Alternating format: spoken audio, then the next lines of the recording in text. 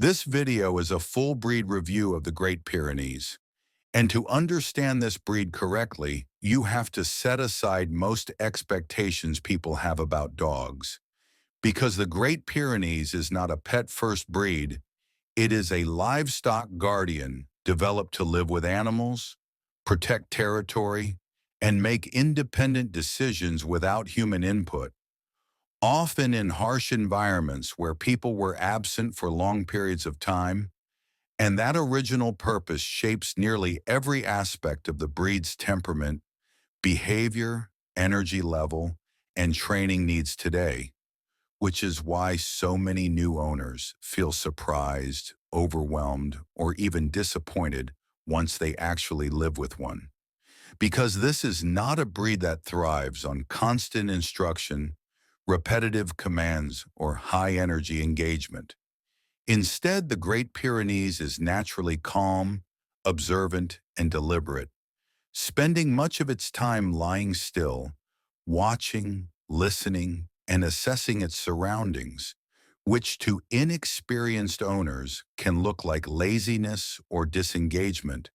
when in reality it is exactly how the breed was designed to function, conserving energy so it can respond effectively when a real threat appears. And this calm exterior often hides a very alert and responsive mind that is constantly processing sound, scent, movement, and changes in routine, which is why this breed can go from complete stillness to decisive action in seconds without any visible buildup. And this also explains the breed's independence, because a Great Pyrenees was bred to evaluate situations and act on its own judgment rather than waiting for permission, meaning obedience training looks very different compared to most popular dog breeds, as this dog may hear a command, consider it, and then decide whether it aligns with what it believes is safest or most appropriate, which can frustrate owners who expect immediate compliance or repetitive reliability. And this independence also affects how the breed bonds with people, because while Great Pyrenees are loyal and deeply attached to their families, they are not typically clingy, needy, or attention-seeking. Instead, they form quiet, steady bonds and often position themselves at a distance where they can monitor movement, sound, and space rather than staying close for reassurance. And one of the most defining and misunderstood traits of the breed is barking, particularly at night, which is not a behavioral flaw but a core function, as Great Pyrenees use barking as a long-distance warning system designed to deter predators before any confrontation occurs, making this breed poorly suited for apartments, densely populated neighborhoods, or noise-sensitive environments, because suppressing barking entirely often removes one of the dog's primary protective tools and can create confusion, stress, or insecurity. And alongside barking, the breed's relationship with territory is central to understanding its behavior, as Great Pyrenees bond strongly to land and routine, drawing invisible boundaries around what they consider their responsibility, which is why they do best with clear physical boundaries such as fencing and consistent daily patterns, since unclear limits can lead to roaming, boundary testing, or stress as the dog attempts to expand its perceived duty. And when it comes to energy level, this breed is not high energy in the traditional sense, but it is not inactive either, preferring steady movement, patrol-style walking, and calm exploration rather than intense play sessions, long runs, or constant stimulation.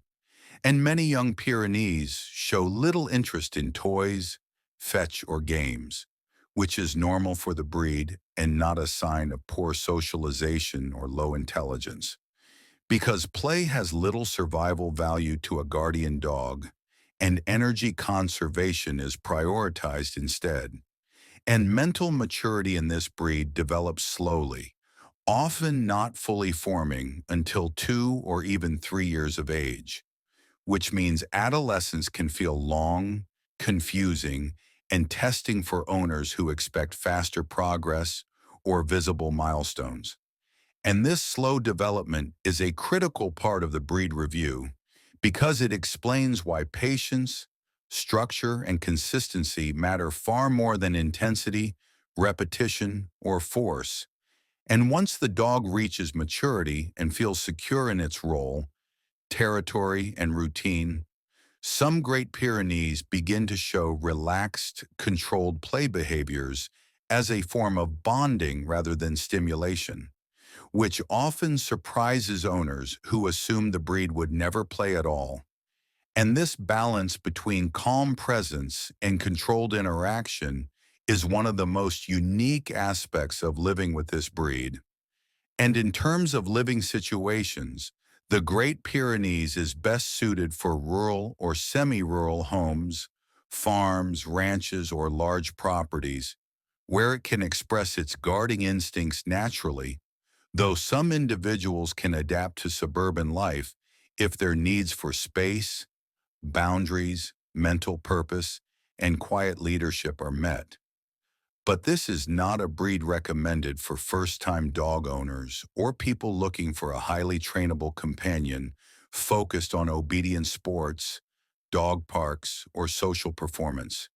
Because the true reward of owning a Great Pyrenees is not tricks, speed, or responsiveness, but stability, reliability, and presence. A dog that remains calm under pressure, watches quietly while others rest, reacts decisively only when necessary, and provides a sense of security simply by existing within the space. And as a breed review, it's important to emphasize that success with this dog depends far more on environment and expectations than on training methods. Because when expectations align with the breed's original purpose, the Great Pyrenees becomes one of the most steady, loyal, and emotionally grounded dogs a person can live with, offering a rare combination of gentleness with family, seriousness toward threats, and quiet confidence that few other breeds possess, making it an exceptional choice for the right environment and mindset, but a challenging one for anyone expecting a typical pet dog experience or a breed that exists to please humans above all else.